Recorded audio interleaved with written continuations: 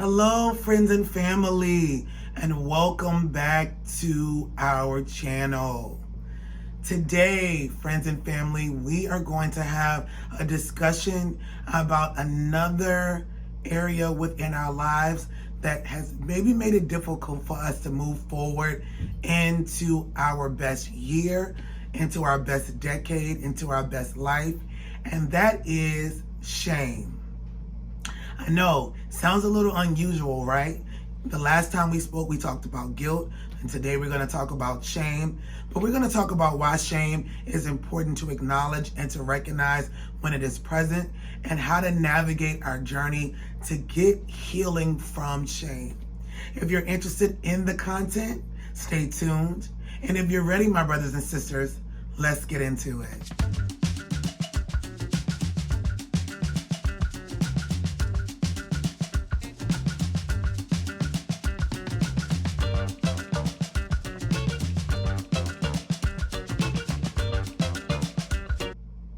Welcome back to Choosing to Live Now. My name is Taneshia, and I want to thank you so much for tuning in to our discussion today. My brothers and sisters, you already know that we are in the third month of the year, and we're really trying to get all of the strategies possible for us to live our best life now in 2022 and beyond. And so in our last discussion, we talked about the reality that guilt has been living with us, right, throughout our journey. And even currently, we really talked about that heavily in our last discussion. And so today's discussion is going to be a continuation of that discussion, but we're going to talk specifically about shame. Why? Because there are so many instances throughout our journey where people believe that shame and guilt are the same thing, and they actually are not. As a matter of fact, in both shame and guilt, each of them can exist as being very mild to very extreme versions of themselves that can cause our mental health to be challenged. However, when we're going to talk about shame today, let's start off by giving you a formal definition. You know that I like to give you one from the American Psychological Association. And so here's what they say that shame is.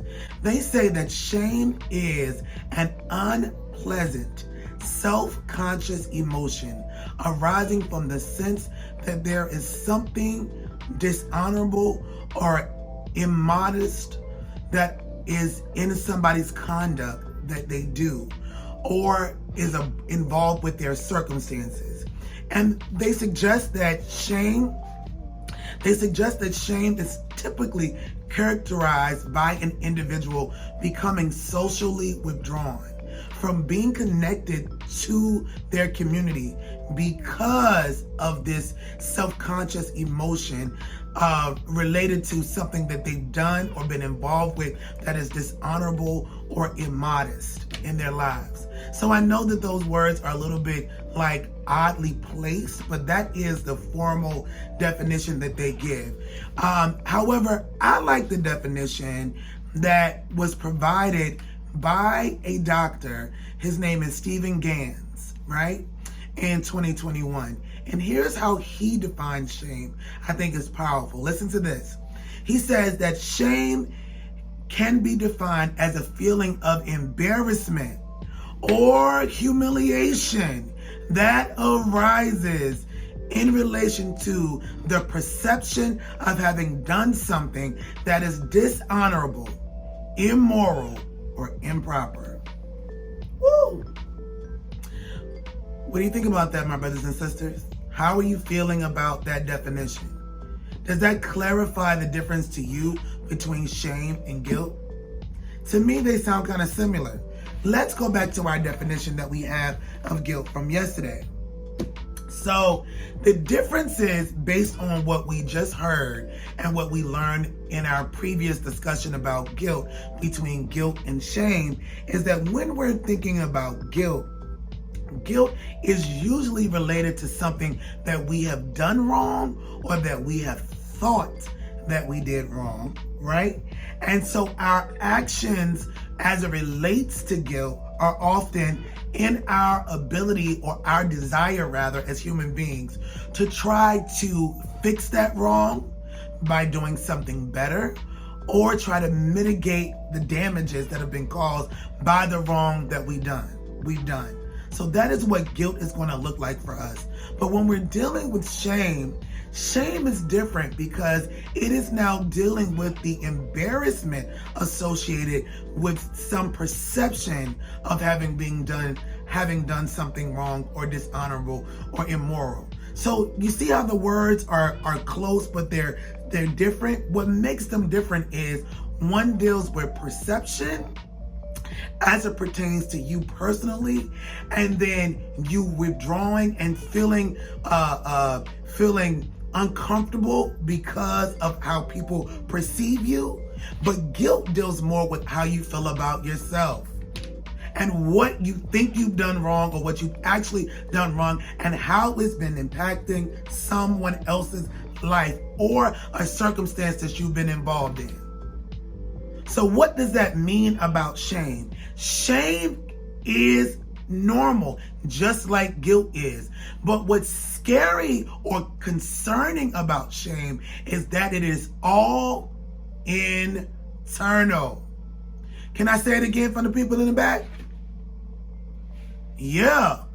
Shame is internal in a deeper way than guilt, in that it deals with a person's perception of what other people would think about them based on something that they've perceived to have been done that is immoral, dishonorable, or improper. Shame is internal. Yeah. That means that when people are feeling shame, they are carrying it with them as a cloak of despair. And according to Dr. Stans, listen to this, what makes shame even more dangerous is the idea that when a person is feeling shame and it is at its highest level of severity, that individual tends to check out of life and try to find ways to hide. Yeah.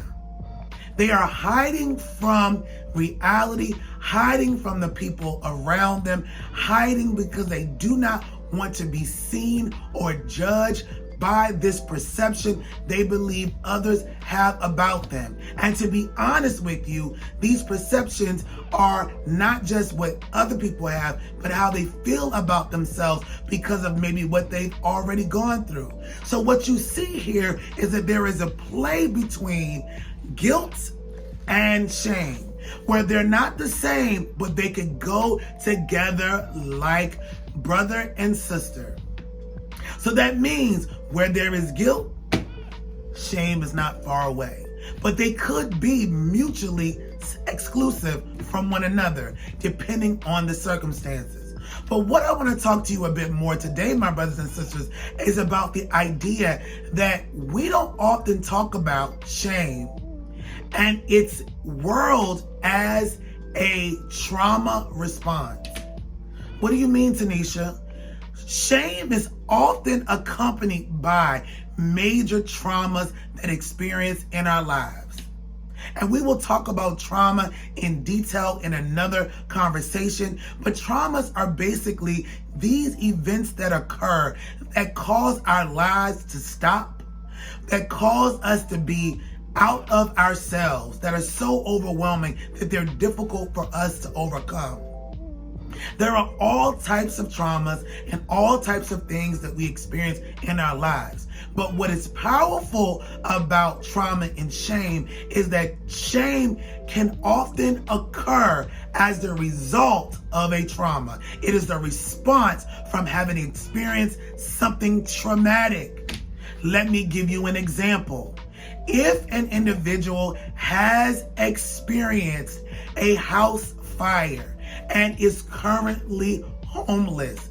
There could be a shame that comes over them where they're embarrassed by what they experienced because they no longer have their basic needs and necessities.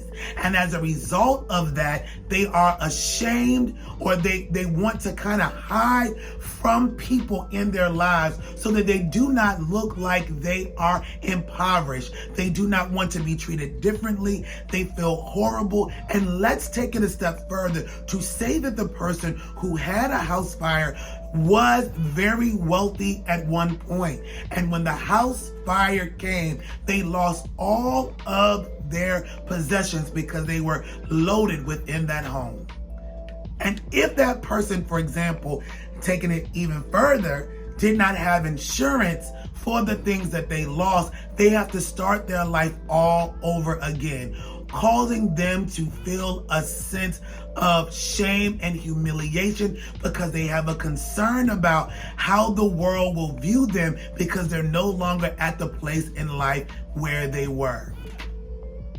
And then for that person, they might internally feel some level of guilt. Remember, I told you they go together. Shame and guilt can go together because of what they went through. But that person can also be feeling a level of shame because they don't feel like they know how to start over again. So there's all these things that are going on for that person. Another instance that could be an example of what shame could be in a person's life is, and I use an example about education all the time, but for adults, it becomes a thing. You have a young adult who went to college with their peers, and their peers all graduated, but they stopped going to school. And as a result of that, they are now working outside of the field that they always talked about wanting to be in, and their friends are now professionals 5-6 years down the line. And so there may be a sense of shame that that person who took a break from school may be feeling because the people around them that once were their colleagues and their friends in their academic journey are now at a higher level of economic stability than they are. And there's a shame associated with them wanting to fit in with them, but feeling like they're going to be judged because of the decision that they made. So as you can see, shame really cripples us from the inside. But back to the trauma piece of shame. Let's get a little bit deeper, my brothers and sisters. The danger is that trauma is individual. It is specific to a person. And therefore, shame can show up at any time when a person is experiencing something that is traumatic to them. This means that other people in your life could have gone through the same thing as you, but for you, it was so devastating, it stopped you from moving forward. You became debilitated in your thinking about yourself and about your life because of what you went through. This is very common for people who have experienced, issues with sexual abuse. This is common for individuals who have had difficulties with, substance abuse use themselves, or they have had parents, family members who have had substance abuse issues, and they have had to be the caregivers of those individuals. Shame lives with them because they are always worried that if the world around them knew what they were going through, that they would judge them and treat them poorly because of what they knew. And these things can be damaging to our mental health because we are carrying them with us in an unhealthy way, my brothers and sisters. And I wanted to bring it to you today because so often when we're trying to meet our goals, we don't know why we're unable to come forward and really be successful. We don't know why we want to keep everything that we're doing to ourselves and not share things, even with the people that can help us to have success in areas of our business or our dreams. It could be because we have hidden shame in our lives because we don't want to be judged or treated badly because of some mistake or thing that happened to us in the past. We'd rather stay withdrawn from our communities, from our lives, from the realities of our experiences, because it is safer to hide than to deal with what we've gone through. And my brothers and sisters, I need to let you know today that it is vitally important that you and I get into a mindset where we are ready to deal with shame in a healthy and a meaningful way. And you might be asking yourself, how do I even get started? My brothers and sisters, we begin with number one, acknowledging the traumas that we've gone through in our life and how they have made us feel. I know this is a heavy one, but my brothers and sisters, I want you and I to be free. And we have to acknowledge the traumas that we've gone through. Because as we start unpacking our experiences, we will find the shame hidden underneath all of the anxiety and the pain associated to those experiences. So number one, because we're talking about, shame as a trauma response, we got to identify, process, and dig through the trauma to get to the shame. When we get to the shame, we have to really sit with it for a minute, right? To understand again where the shame is coming from. Are the ways that we feel about ourselves and about these shameful experiences that we've gone through, are they related to things that we've done wrong, where we feel some guilt about it and shame that the world around us is going to judge us because of the mistake? Or are the things that we are ashamed of related to things that are beyond our control? So many times we carry the abuses that we've gone through in our life and our childhood with us in adulthood as if we are at fault. All of these abuses are not sexual, but they could also include abuses as it relates to verbal abuse, as it relates to people making fun or mocking you or treating you like less than a human being, people calling you outside of your name, people spreading rumors about you, people having false narratives that not only they have told you about, but they've shared falsely with communities that you are a part of. My brothers and sisters, not only are those traumatic, they are also key factors associated with shame that we might be carrying that we're not even aware of. Those are abuses, my brothers and sisters, and I need you to know that. Yeah. So even with people that we love, they could be abusive, even at people that have taken care of us and attempted to do right by us. There could have been an abuse within their caregiving that has caused us shame, that is trapping us from moving forward in our lives. And this is what we need to unpack. Yes. Yeah. So now that we're here and we're figuring out who's responsible, my brothers and sisters, we're back to us grieving these experiences that we've gone through. Yeah. Grieving them and forgiving. Now, we know already from our previous conversation that there are 5 stages of grief. And now do you understand why I shared with you at the beginning of our community that there is a holy triad of tools that we would need for the rest of the year, acknowledging our loss, processing our grief, and forgiveness? We need them because they will come up in every area of our life. Yes, my brothers and sisters. So when we're getting rid of shame, we have to deal with the reality that there is going to be some grief that's going to take place when we're dealing with these experiences, whether we caused them or other people did it to us. And here's the next part. If it wasn't your fault, You still have to grieve what other people did to you. Have to deal with it. That is the reality of dealing with the shame. And then when you understand that if it's not your fault, if it's something that you did not do, someone else did it to you, being able to sit with the truth that you're not to blame. Being able to properly separate yourself, who you are, from the abuses that have been done to you. Because so many times we are ashamed because we take on the responsibility of what has happened to us and it doesn't belong to us. Can I say that again for the people on the side? Y'all, do y'all hear that? I know, right?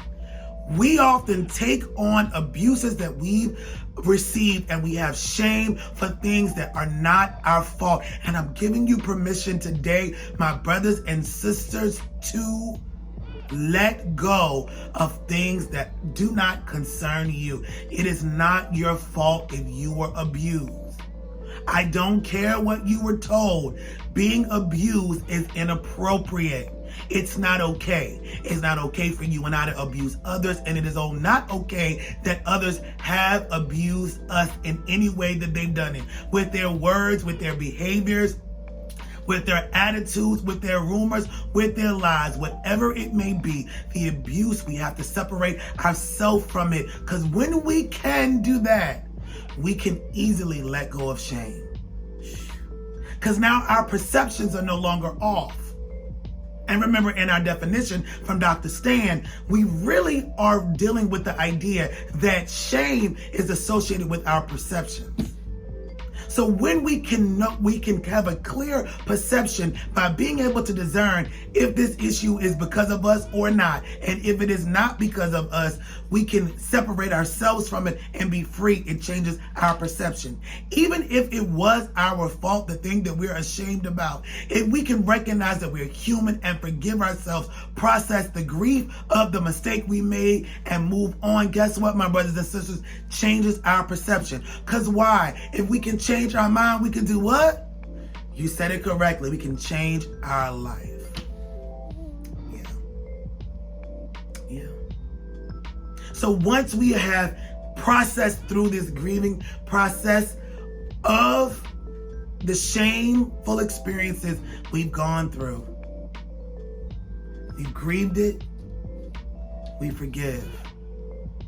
Now, our final step of the journey is learning to see ourselves as who we actually are, outside of the deficits that life has allowed us to experience.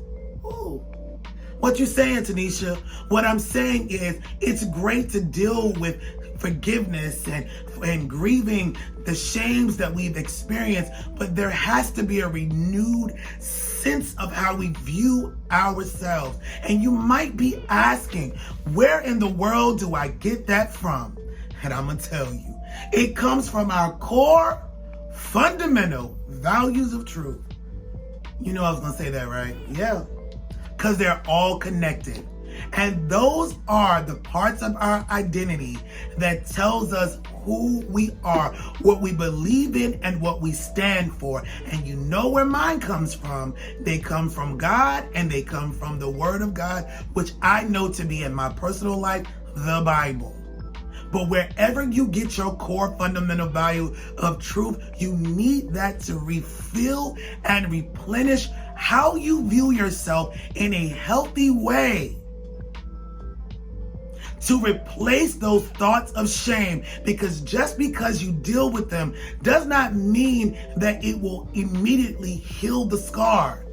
You have to put ointment on the place where there was once a damage, so there can be healing in that place. And the greatest thing to put in that place is truth of who you are, based on your core fundamental values of what truth is. Can I tell you a couple of mine? I'm going to tell you a couple of mine in my close. My core fundamental values of truth tells me that I am loved. Yeah. I am loved by my Father. Yeah. That I am blessed in everything that I do. Everywhere that I walk, every place that I go, I am blessed. I am filled with limitless possibilities because my Father has all of the possibilities in Him, and I have access to them because of Him. Yep. Yeah. And so even though I may have gone through difficult circumstances, I have all of the energy, the power, the strength to start all over again because His power gives me strength. Yeah. This is what I believe. Let me ask you, my brothers and sisters, what is it that you believe that you need to fill in the space of the shame you have been carrying? Fill it up. Yeah. Watch videos. Listen to inspirational messages. Read the Bible. Read a book. Find where your truth lies. What you believe is valuable. And own it. Live there. Let that build you, opposed to the lies that you've believed that are associated with shame. And when we can do that, our mental health will improve and our life's goals, purpose, drive will be that much clearer and easier for us to attain because we're not carrying baggage that is holding us down. Okay, my brothers and sisters, I'm done for today. But as I close, here's what I want to say to you. You are not alone. I am here with you. This is a community. This is a safe space. I know things have been difficult, but we're going to get through this journey together if we don't give up. And lastly, let me say this. Dealing with shame is really difficult because it's internal. And as a result of it being internal, it is one of those things where we as human beings will tend to try to avoid because we don't want to deal with it. But the truth is, that is what therapeutic interventions with a licensed therapist or psychologist or psychiatrist are for. This community is here for individuals who just need a reminder of how amazing they are and to be reminded of keys and tools and strategies that they may have already collected on the way, or to introduce you to the things that you need to live your best life now. But these strategies do not replace a professional when you've gone through heavy abuse, heavy pain, heavy struggles that are beyond the scope of what we can discuss. But I want to give you a space to know that where we are in this community, we're talking about those things and making them normalized for you so that you can be better. We care about you and we want you to get the help that you need. Listen, I want to thank you so much for joining our conversation today. If you like the content on this channel, please like, please share, and please subscribe. We need more family members in our community. Yeah, we need them here. We need them here because we can learn from them and they can learn from us. All right, my brothers and sisters, until next time, I want you to know that you're in my heart today. And I look forward to our next discussion. Until then, blessings to you today, my friends.